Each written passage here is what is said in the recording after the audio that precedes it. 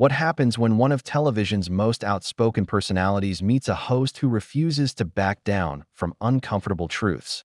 You won't believe what unfolds when Whoopi Goldberg sits across from Seth Meyers for what was supposed to be a routine late-night interview. The tension in Studio 8G was palpable from the moment the cameras started rolling, and what began as casual banter quickly spiraled into one of the most explosive confrontations in late-night television history.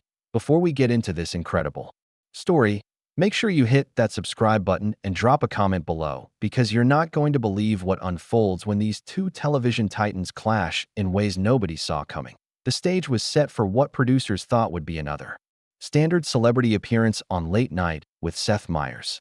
Whoopi Goldberg, fresh from her controversial statements on The View earlier that week about cancel culture and political correctness, was scheduled to discuss her upcoming projects and perhaps share some lighthearted anecdotes from her decades in entertainment. The show's bookers had even prepared a segment about her latest book, expecting the usual promotional fare that keeps late-night television running smoothly. But from the moment Whoopi walked onto the set, something felt different.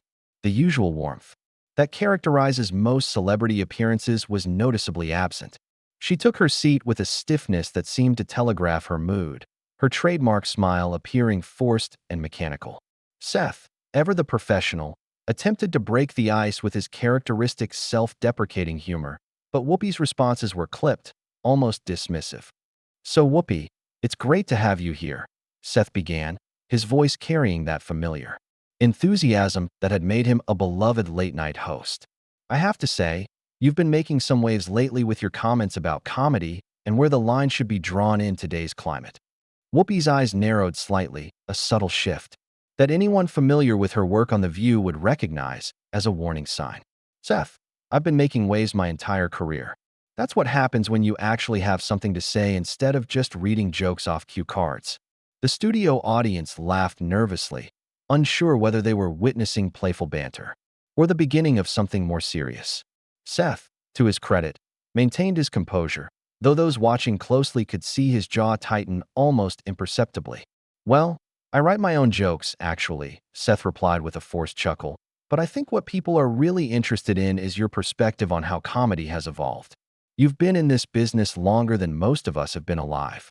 "Longer than you've been alive, certainly," Whoopi shot back, her tone carrying an edge that made the temperature in the room seem to drop several degrees. "And in that time, I've watched comedy get sanitized, watered down, and turned into this bland, inoffensive soup that nobody really wants to eat, but everyone pretends to enjoy." Seth leaned forward, sensing an opportunity to dig deeper into what was clearly a passionate topic for his guest. "But don't you think there's value in being more thoughtful about the impact our words can have? I mean, comedy has always been about pushing boundaries, but maybe we need to be more conscious about which boundaries we're pushing." The question hung in the air like a challenge, and Whoopi's response was immediate and sharp. "Conscious? Seth, comedy died the day comedians started worrying more about Twitter reactions than getting laughs. You want to know what's really killing comedy? It's hosts like you who are so terrified of offending anyone that you've forgotten what it means to actually take a risk." The audience fell silent, the usual supportive murmur replaced by an uncomfortable tension that seemed to fill every corner of the studio. Seth's smile faltered for just a moment, revealing a flash of genuine irritation before he quickly recovered his professional demeanor. "I don't think wanting to be inclusive is the same as being scared," Seth responded, his voice remaining steady despite the obvious provocation. "I think it's about recognizing that comedy can be powerful without being harmful. We can be funny without punching down." "Punching down?" Whoopi's voice rose slightly, and she shifted in her chair to face Seth more directly. "That's exactly the kind of language that's ruining everything. Every joke is analyzed, dissected, and judged by people who wouldn't know genuine humor if it bit them on their perfectly politically correct behind." The producers in the control room were frantically signaling to Seth, unsure whether to continue the segment or move to commercial break. But Seth, perhaps recognizing that this was television gold, decided to press forward. "I think you're oversimplifying things, Whoopi. Sure, there are people who take things too far, but there are also people who use comedy as an excuse to say genuinely hurtful things. Don't you think we have a responsibility to consider the impact of our words?" Whoopi's laugh was sharp and bitter. Responsibility? Seth, my responsibility is to my art, to truth, and to making people think. It's not my job to make sure everyone feels comfortable all the time. That's what therapy is for. The exchange was becoming increasingly heated, with both participants leaning forward in their chairs, their body language suggesting a confrontation that was spiraling beyond the usual bounds of late-night television. Discourse. Seth's producers were visible in the wings, making increasingly frantic gestures, but the host seemed determined to see this through to whatever conclusion awaited.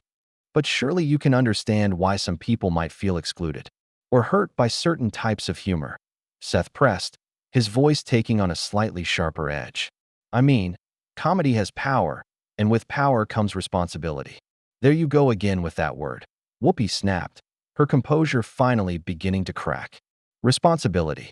You know what's irresponsible?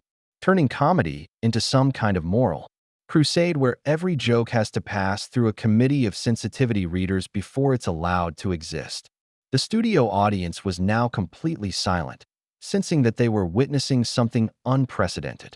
The usual rhythm of late-night television, the setup, the punchline, the applause, had been completely abandoned in favor of what was rapidly becoming a philosophical battle between two very different approaches to entertainment and social responsibility. Seth took a deep breath, perhaps realizing that he was approaching a point of no return, but seemingly unable to resist pushing forward. I just think that if we're going to have a platform, we should use it responsibly. We have the ability to shape conversations, to influence how people think about important issues. And there it is, Whoopi said, her voice dripping with disdain. The savior complex. You think you're some kind of moral authority, Seth? You think your little jokes are going to save the world? The words hit Seth like a physical blow, and for the first time since the interview began, his carefully maintained professional facade cracked completely. His face flushed red, and he sat back in his chair as if he'd been slapped. The studio fell into an almost deafening silence, broken only by the hum of the cameras that continued rolling, capturing every uncomfortable second of this unprecedented breakdown in late-night decorum. A savior complex? Seth's voice was tight, with barely controlled anger. Whoopi, I'm trying to have a conversation about basic human decency, and you're turning it into some kind of personal attack. This isn't about me thinking I'm better than anyone. It's about recognizing that words have consequences.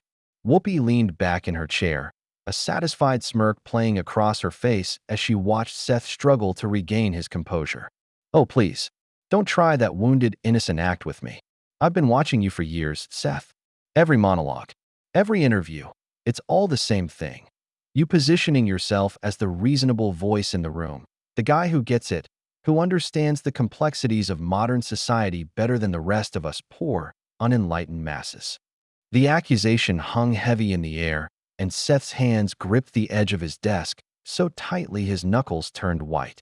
Behind the cameras, producers were frantically whispering into their headsets, trying to figure out how to salvage what had become a complete disaster.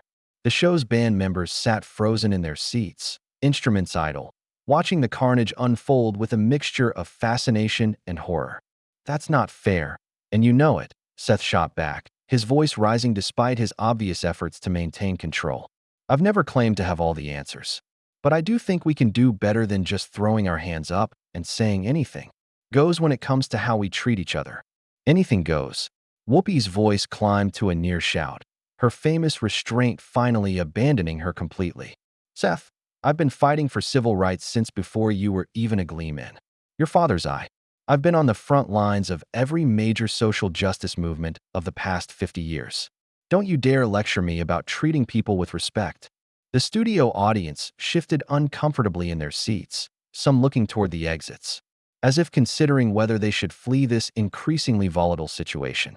What had started as an uncomfortable interview had transformed into something that felt deeply personal and potentially damaging to both participants. Seth's laugh was bitter and humorless. And yet here you are, defending the right to hurt people. In the name of comedy. How is that consistent with everything you claim to stand for? Because real change doesn't come from tiptoeing around people's feelings. Whoopi fired back, pointing an accusatory finger directly at Seth. It comes from confronting uncomfortable truths, from making people squirm, from forcing them to examine their own prejudices and assumptions. That's what real comedy does. It holds up a mirror to society and shows us all the ugly parts we'd rather ignore. So anyone who disagrees with your approach is just too sensitive to handle the truth. Seth's voice was dripping with sarcasm now, all pretense of cordial discourse abandoned. That's convenient, Whoopi. It means you never have to actually examine whether your truth-telling is just an excuse for being needlessly cruel. The accusation struck home, and Whoopi's face darkened with genuine fury. She leaned forward in her chair, her voice dropping to a dangerous whisper that somehow managed to fill the entire studio. Cruel? You want to talk about cruel, Seth? What's cruel is a generation of comedians who are so terrified of their own shadows that they've turned comedy into this sanitized, focus-grouped, committee-approved garbage that passes for entertainment these days. Seth stood up abruptly, his chair rolling backward with the force of his movement. The action caught everyone off guard, including Whoopi, who blinked in surprise at this unexpected escalation. The host began pacing behind his desk, his hands gesturing wildly, as his composure completely disintegrated. You know what, Whoopi? Maybe you're right. Maybe I am part of the problem. Maybe I should just throw caution to the wind and say whatever comes into my head, consequences be damned. Would that make you happy? Would that restore the integrity of comedy in your eyes?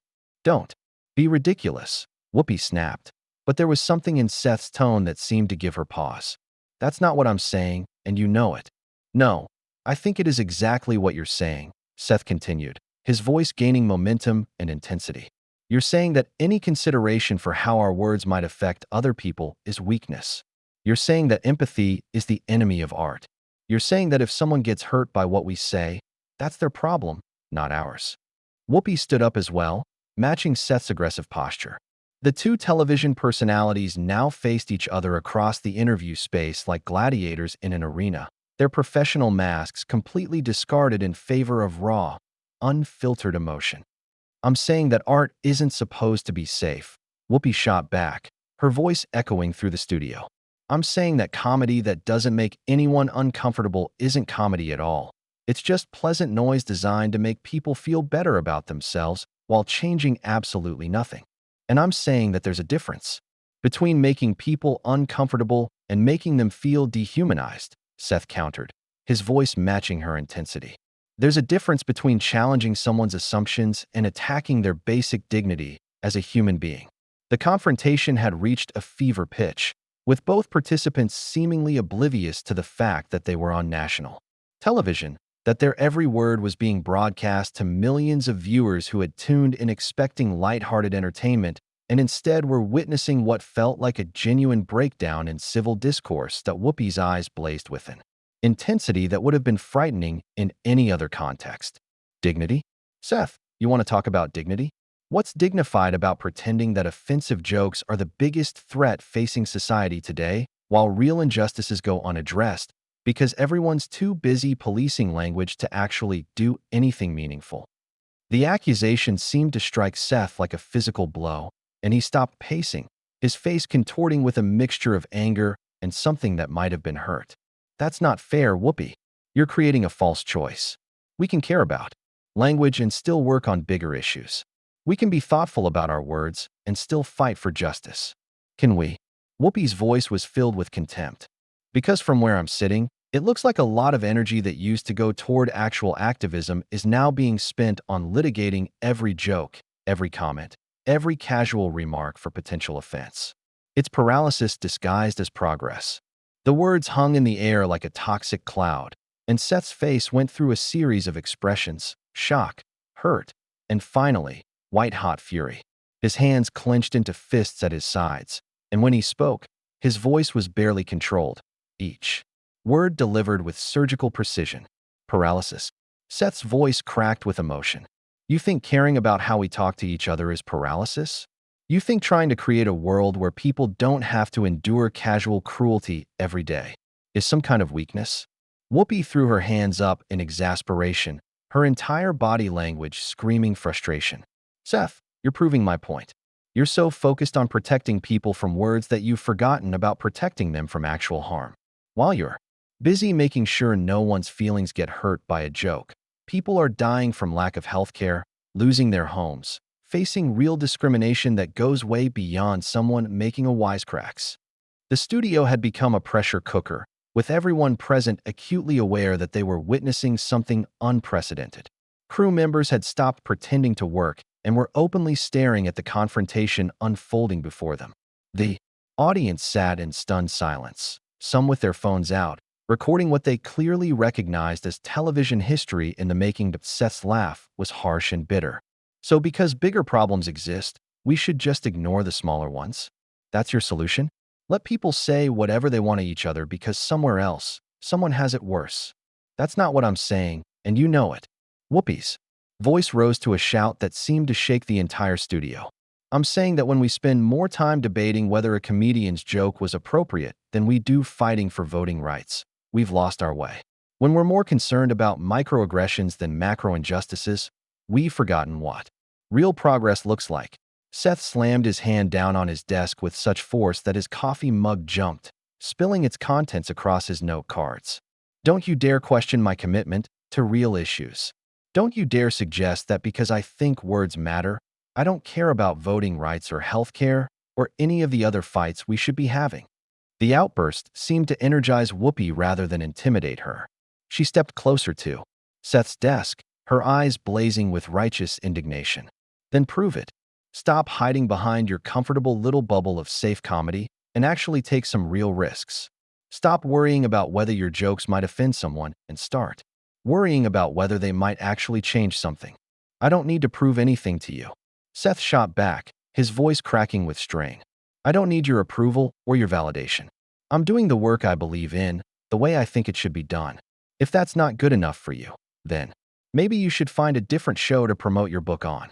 The mention of the book, the supposed reason for this interview, seemed to hit Whoopi like a slap in the face.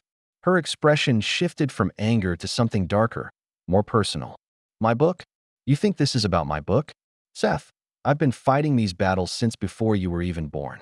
I've been challenging systems and changing minds while you were still figuring out how to tell a knock-knock joke without offending the door. The personal attack seemed to be the final straw for Seth. His face flushed red, and he stepped out from behind his desk, closing the distance between himself and his guest. You know what, Whoopi? You're right. I am younger than you. I haven't been fighting as long as you have. But that doesn't give you the right to dismiss everything I believe in as naive or cowardly. I'm not dismissing it because you're young, Whoopi fired back, matching his aggressive posture. I'm dismissing it because it's wrong. Because it's a betrayal of everything comedy is supposed to be. Because it's turning art into propaganda and truth into committee-approved talking points. The confrontation had reached a breaking point. With both participants breathing heavily, their faces inches apart, the air between them crackling with tension. The studio felt like it might explode from the sheer force of their mutual animosity. Seth's voice dropped to a whisper, but it carried more venom than any shout. And you're turning comedy into an excuse for cruelty. You're using artistic integrity as a shield for saying whatever you want without consequences. That's not brave, Whoopi. That's just selfish. The word selfish seemed to hit Whoopi like a physical blow. She recoiled as if she'd been slapped, her face cycling through shock, hurt, and then pure, unadulterated rage. For a moment, she stood frozen, her mouth opening and closing as if she couldn't find words powerful enough to express her fury. Then, without warning, she exploded. Selfish? Selfish. Her voice reached a volume that seemed impossible for the small studio space. You sanctimonious little worm. You think you can lecture me about selfishness? You, who's built your entire career on playing it safe, on never taking a real risk, on serving up the same bland, inoffensive pablum night after night, because you're too scared to actually challenge anyone. Seth's face went white, then red, then white again. His hands were shaking with rage, and when he spoke, his voice was barely human. Get out. What? Whoopi's anger faltered for just a moment, confusion replacing fury. I said get out. Seth's voice was getting stronger, more certain. Get off my stage. Get out of my studio. This interview is over. Whoopi stared at him in disbelief. You can't be serious. I am deadly serious. Seth's voice carried an authority that hadn't been there before, a finality that seemed to surprise even him. You want to talk about artistic integrity? You want to talk about taking risks? Here's a risk for you. I'm ending this interview right now, in front of a live audience, because I refuse to let you use my show as a platform for your toxic worldview. The studio fell into complete silence. Even the crew members seemed to be holding their breath, waiting to see how this unprecedented moment would resolve itself. Whoopi stood frozen, her mouth agape, clearly struggling to process what had just happened. "You're making a mistake, Seth," she said finally, her voice quieter but still carrying an edge of menace. "You're showing everyone exactly what I was talking about. The moment someone challenges your precious sensibilities, you shut them down. That's not courage, that's cowardice." Seth walked back behind his desk, his movements deliberate and controlled. "No, Whoopi. Courage is standing up for what you believe in, even when it's difficult. Even when it means making enemies. Even when it means ending an interview with one of the most famous people in entertainment." He turned to face the audience, his voice carrying across the studio with surprising strength. "Ladies and gentlemen, I apologize for what you've witnessed tonight. This is not the kind of show we try to produce, and these are not the kinds of conversations we typically have. But sometimes you have to draw a line." Whoopi stared at him for a long moment, her face a mask of barely contained fury. Then, without another word, she ripped off her microphone, threw it onto the interview chair, and stormed toward the exit. Her heels clicked sharply against the floor, each step echoing through the silent studio like gunshots. As she reached the edge of the stage, she turned back one final time.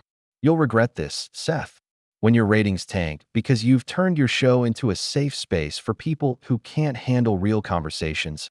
Remember this moment. Remember when you chose comfort over truth." And with that, she was gone, disappearing into the darkness beyond the stage lights, leaving behind a studio full of stunned silence and a host who stood alone behind his desk, still processing what had just happened. Seth looked out at his audience, his face a mixture of exhaustion and determination. "Well," he said finally, his voice carrying a note of dark humor, "that's definitely not how we planned to end tonight's show." The audience laughed nervously, the sound brittle and uncertain in the aftermath of what they'd witnessed. Seth straightened his tie, gathered his scattered notes, and looked directly into the camera.